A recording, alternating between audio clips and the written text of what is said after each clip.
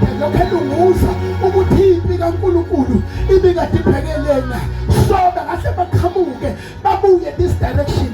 Lithi iBhayibheli yathi sahlezi kwafika umbiko wathi isidliwe impi kaJehova, inqotshiwe impi kaNkulunkulu kaIsrayeli.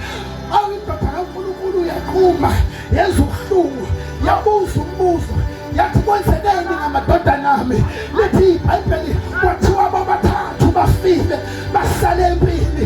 Yakuba indoda kaNkulunkulu kwase kuthiwa nomphongolo wesivumelwano uthathiwe. Lithi iBhayibheli yawa yashaya ngekhanda phansi yaqhamuka intamo. Yini eyenza ukuthi angakhali uma kuthiwa impi ifile?